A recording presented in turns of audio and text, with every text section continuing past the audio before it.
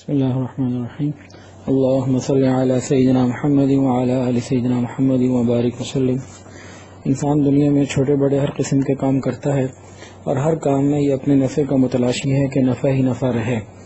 جب اہم کام کرنے ہوتے ہیں تو مختلف قوموں نے مختلف ادوار میں مختلف طریقے آزمائے۔ کسی نے کام کی اہمیت کو جانچنے کے لیے پرندوں کا سہارا لیا کہ کس سمت میں اڑے گا تو خیر ہے اور کس سمت میں اڑے گا تو شر ہے۔ بعض نے ستاروں کا سہارا لیا۔ تو مختلف کاموں میں مختلف چیزوں کو خیر اور شر کی علامت بنایا گیا۔ مثلا ہمارے ہاں کہتے ہیں جی کالی بلی سامنے سے گزر گئی تو اب یہ دن منحوس ہے وغیرہ وغیرہ۔ اور عرب کے اندر جوئے کے تیروں کو اپنے معاملات میں استعمال کیا جاتا تھا خیر اور شر معلوم کرنے کے لیے۔ جناب نبی کریم صلی اللہ علیہ وسلم جو دنیا میں تشریف لائے تو دنیا اور آخرت کی مکمل رہنمائی لے کر آئے، اور اللہ رب العزت کے محبوب صلی اللہ علیہ وسلم نے کاموں میں خیر معلوم کرنے کے لیے ایک حقیقی اور سچا طریقہ سکھایا۔ وہ طریقہ کیا ہے؟ اس طریقے کو استخارہ کہتے ہیں۔ استخارہ کا مطلب کیا ہے؟ استخارے کا لفظی مطلب یہ ہے خیر طلب کرنا، بھلائی چاہنا۔ بعض لوگ کہہ دیتے ہیں اللہ سے مشورہ کرنا، تو مناسب نہیں ہے۔ استخارے کا لفظی معنی یہ ہے، مطلب یہ اللہ تعالیٰ سے خیر طلب کرنا۔ اور شرعی اصطلاح میں استخارے سے مراد یہ ہے کہ جب کسی بندے کو اپنے کسی بھی معاملے کے فائدہ مند یا نقصان دہ ہونے میں تردد ہو، شک ہو، تو وہ شخص اللہ تعالیٰ سے ایسے دعا کرے کہ اے اللہ تو اس معاملے کی بہتری اور خیر میرے دل پر واضح فرما دے، اور بے یقینی اور تردد کو، شک کو دور کر کے میرے لیے ایک جانب متعین فرما دیجئے، اور وہ جانب وہ ہو جس میں میرے لیے خیر ہو۔ اگر غور کریں استخارہ کیا ہے؟ استخارہ ہے اللہ تعالیٰ سے خیر معلوم کرنے کا ایک طریقہ۔ اور اللہ تعالیٰ کی ذات کون سی ذات ہے؟ جو کائنات کی ہر چیز اور ہر کام کا مکمل علم رکھتی ہے۔ اس لیے جس کام کے لیے استخارہ کیا جائے اس میں انشاءاللہ کچھ بھی نقصان نہیں ہو سکتا۔ کیوں؟ استخارے کا مطلب ہے اللہ سے خیر طلب کرنا، اور اللہ ہر چیز کو جاننے والے ہیں۔ چنانچہ نبی علیہ السلام کا ارشاد کا مفہوم سنیے، حدیث پاک کو توجہ سے سنیے۔ اس میں 3 اصول نبی علیہ السلام نے فرمائے، 3 بہت پیارے پوائنٹس بتائے۔ فرمایا کہ جو شخص استخارہ کرتا ہے وہ ناکام نہیں ہوتا۔ جو شخص استخارہ کرتا ہے وہ ناکام نہیں ہوتا۔ استخارہ اللہ سے کیا ہے تو انشاءاللہ خیر طلب کی ہے تو خیر ملے گی۔ اور دوسری بات فرمائی کہ جو آپس میں مشورے کر لیتا ہے اسے شرمندگی نہیں ہوتی۔ اور تیسری بات فرمائی جو میانہ روی اختیار کرتا ہے وہ محتاج نہیں ہوتا۔ اور حضرت سعد بن ابی وقاص رضی اللہ عنہ سے روایت ہے، رسول اکرم صلی اللہ علیہ وسلم نے ارشاد فرمایا کہ بنی آدم یعنی آدمی کی نیک بختی میں سے، سعادت میں سے ایک یہ بات بھی ہے کہ وہ اپنے اہم معاملات میں اللہ تعالیٰ سے استخارہ کرتا رہے، خیر طلب کرتا رہے۔ اور ایک جگہ آیا کہ آدمی کی بدنصیبی ہے کہ وہ استخارہ کرنا چھوڑ دے۔ معلوم ہوا کہ کوئی شخص اہم کام کرنا چاہے اور اس کے نفع و نقصان کو جانے بغیر شروع کر دے تو اس کے لیے کامیابی اور ناکامی دونوں کے امکانات ہیں، لیکن جو شخص پہلے سے استخارہ کر لے اس کے لیے کامیابی ہے، خوش قسمتی ہے، اور یہ شخص سعادت مند ہے۔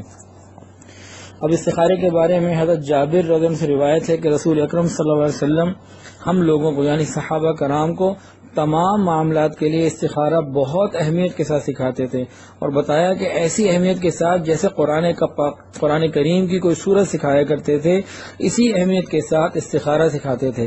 اور نبی علیہ السلام فرماتے تھے جب تم میں سے کوئی شخص کسی اہم کام کا ارادہ کرے تو اسے چاہیے کہ 2 رکعت نفل پڑھے۔ اب استخارے کا طریقہ سنیے کہ انسان 2 رکعت نفل پڑھے، سلام پھیر لے، اور اس کے بعد یہ دعا کرے، اللہم انی استخیرک بعلمک واستقدرک بقدرتک واسألک من فضلک العظیم فإنک تقدر ولا اقدر وتعلم ولا اعلم وانت علام الغیوب اللہم ان کنت تعلم ان هذا الامر خیر لی فی دینی ومعاشی وعاقبت امری فاقدره لی ویسره لی ثم بارک لی فیہ وَإِن كُنْتَ تَعْلَمُ أَنَّ هَذَا الْأَمْرَ شَرٌّ لِّي فِي دِينِي وَمَعَاشِي وَعَاقِبَةِ أَمْرِي فَاصْرِفْهُ عَنِّي وَاصْرِفْنِي عَنْهُ وَاقْدِرْ لِيَ الْخَيْرَ حَيْثُ كَانَ ثُمَّ أَرْضِنِي بِهِ۔ اے اللہ، اس کا ترجمہ ہے، اے اللہ میں تیرے علم کے ذریعے اپنے معاملے میں خیر کی صورت معلوم کرنا چاہتا ہوں، اور تیری قدرت کاملہ سے قدرت حاصل کرنا چاہتا ہوں، اور تیرے عظیم فضل کی وجہ سے تجھ سے سوال کرتا ہوں، اس لیے کہ میرے اللہ تو قدرت والا ہے، مجھے قدرت نہیں، تجھے علم ہے، مجھے کچھ علم نہیں، اور آپ ہی پوشیدہ باتوں کے جاننے والے ہیں۔ اے اللہ اگر آپ کے علم میں اس کام کے اندر میرے لیے خیر ہے، میرے دین کے لحاظ سے، میری معاش، میری آخرت اور انجام کے اعتبار سے، تو اے اللہ اس کام کو میرے لیے مقدر فرما دیجئے، اور اے اللہ اگر یہ کام اس کام کو میرے لیے آسان کر دیجئے، پھر میرے لیے اس میں برکت عطا فرما، اور اے اللہ اگر تو جانتا ہے کہ یہ کام میرے لیے دین دنیا یا انجام کے اعتبار سے اچھا نہیں تو اس کو مجھ سے پھیر دے اور مجھے اس کی طرف سے پھیر دے اور میرے لیے خیر اور بھلائی مقدر فرما دے، خواہ جہاں بھی وہ کہیں ہو، اور پھر اس پر مجھے راضی بھی فرما دے اور اطمینان بھی عطا فرما دے۔ تو اس کا ترجمہ ہے، باقی اس دعا کو کتابوں میں سے دیکھ لیا جائے اور اچھی طرح سے پڑھا جائے، سمجھا جائے، اور پھر اس عمل کو کیا جائے۔ جہاں انسان پڑھتا ہے ان ھذا الامر، جب یہ انسان پڑھے گا تو اس وقت اس کام کو ذہن میں لے کر آئے جہاں جو کام وہ کرنا چاہتا ہے، اور اس کے بعد کوشش یہ کرے کہ پاک صاف بستر کے اوپر قبلہ کی طرف رخ کر کے سو جائے، باوضو سو جائے، یہ بہتر ہے۔ جب سو کر اٹھے تو اس وقت دل میں جو بات آئے، جس طرف طبیعت کا رجحان ہو، بس وہی ہے، اسی کام کو کرنا چاہیے۔ اگر ایک دن استخارہ کر کے معلوم نہ ہو، شک رہے، دل کسی طرف نہ جمے اور دل کے اندر تردد باقی رہے، تو دوسرے دن پھر ایسا کریں، اسی طرح 7 دن کریں، انشاءاللہ اس کام کی اچھائی اور برائی معلوم ہو جائے گی۔ اب ایک بات کو اور توجہ سے سنیے، حضرت انس رضی اللہ عنہ سے روایت ہے کہ رسول اکرم صلی اللہ علیہ وسلم نے ارشاد فرمایا کہ جب تم کسی کام کا ارادہ کرو تو اپنے پروردگار سے 7 مرتبہ استخارہ کر لو، پھر دیکھو کہ کون سے کام کی طرف تمہارا دل جاتا ہے، کون سے کام کی طرف تمہارا دل جاتا ہے، بس بے شک اسی کام میں خیر ہے۔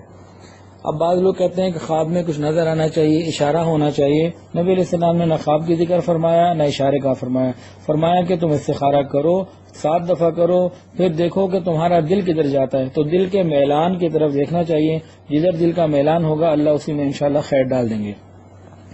اچھا، کسی وقت ایسا بھی موقع ہوتا ہے کہ نماز پڑھنی مشکل ہوتی ہے، وقت تھوڑا ہوتا ہے، تو علماء نے فرمایا کہ اگر ایسے کوئی مجبوری ہو، مشکل ہو، تو صرف دعا استخارہ سے بھی کام لیا جا سکتا ہے۔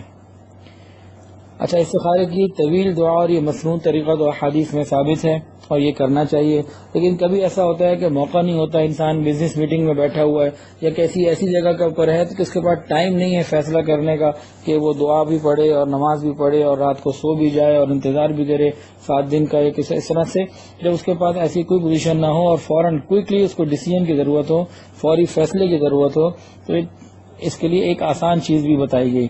وہ کیا ہے کہ استخارے کے لیے طویل دعا اگر موقع نہ ہو تو یہ مختصر سی دعا 11 مرتبہ پڑھے، اللہم خیر لی واختر لی، اللہم خیر لی واختر لی، اے اللہ میرے لیے خیر فرما اور میرے لیے بہتر صورت اختیار فرما، تو اس میں بھی انشاءاللہ آسانی ہو جائے گی۔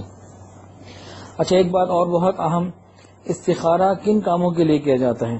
استخارہ ان کاموں کے لیے کیا جاتا ہے جن کا خیر اور شر ہونا نتائج کے اعتبار سے معلوم نہ ہو، اور شرعاً وہ کام جائز بھی ہو، اور اگر کوئی کام حرام ہے تو اس بارے میں استخارہ نہیں، لیکن کوئی کام واجب ہے یا فرض ہے اس کے لیے بھی استخارہ نہیں۔ چنانچہ فقہا نے لکھا ہے اگر حج کے لیے جانا ہو تو یہ استخارہ نہ کریں کہ میں حج کے لیے جاؤں یا نہ جاؤں، یہ فرض ہے اس کے لیے تو جانا ہے، کوئی واجب عمل ہے تو وہ کرنا ہے، تو اس لیے استخارہ نہیں ہو سکتا کہ میں حج کے لیے جاؤں کہ نہ جاؤں۔ ہاں، اس بارے میں استخارہ ہو سکتا ہے کہ حج کے لیے تو میں نے جانا ہے، میں کس کو اپنا ہم سفر بناؤں، کون سے گروپ سے جاؤں، کون سی ایئر لائن لوں، کون سا راستہ اختیار کروں، تو یہ چیزیں تو ہو سکتی ہیں، لیکن حج کے لیے جاؤں یا نہ جاؤں یہ نہیں ہو سکتا۔ اسی طرح کوئی چیز اگر شریعت کے اندر قطعاً حرام ہے تو اس کے بارے میں بھی استخارہ کرنا وہ بھی غلط ہو جائے گا۔ اور استخارے کے اندر ایک اور اہم بات کہ استخارہ کرنے کے بعد اگر اپنی مرضی کے مطابق کامیابی نہ ہو، مطلب ایک طرف ہمارا دل کر رہا ہے کہ یہ کام ہو جائے لیکن استخارے میں اس طرف نہیں آیا، دل کہیں اور اللہ نے پلٹ دیا، تو یقیناً استخارے کی برکت ضرور ہوگی، اور اب اسی کو خیر میں سمجھیں، اسی میں خیر سمجھیں جدھر اللہ ہمارے دل کو لے گئے۔ ایک اور بہت اہم بات، بعض دفعہ یہ ہوتا ہے کہ لوگ دوسروں کو کہتے ہیں کہ جناب حضرت آپ میرے لیے استخارہ کر دیں، بھائی آپ میرے لیے استخارہ کر دیں۔ اس کی گنجائش ضرور ہے کہ انسان کسی دوسرے سے استخارہ کروا سکتا ہے، لیکن سنت یہ ہے کہ نبی علیہ السلام نے صحابہ کو خود سکھایا کہ آپ لوگ خود کرو، یہ نہیں کہا کہ مجھے بتاؤ میں تمہارے لیے استخارہ کروں، اور اسی طرح صحابہ بھی نہیں آتے تھے کہ اللہ کے نبی میرے لیے استخارہ کریں۔ تو سب کو خود سکھایا خود کرنا ضروری ہے اور مناسب ہے۔ اس کی وجوہات کیا ہوتی ہیں کہ انسان اپنے بارے میں سب سے زیادہ اخلاص والا ہوتا ہے، اپنے بارے میں صحیح فیصلہ کرنا چاہتا ہے، اور باقی تمام اپنے حالات کو، جیسے رشتہ آیا تو اپنے گھر والوں کے حالات کو، دوسرے کے حالات کو زیادہ بہتر سمجھتا ہے بنسبت کسی اور عالم کے جو دور بیٹھا ہو۔ بہرحال جائز ہے کسی اور سے کروانا، لیکن سنت یہ ہے کہ خود کرے۔ وآخر دعوانا ان الحمد للہ رب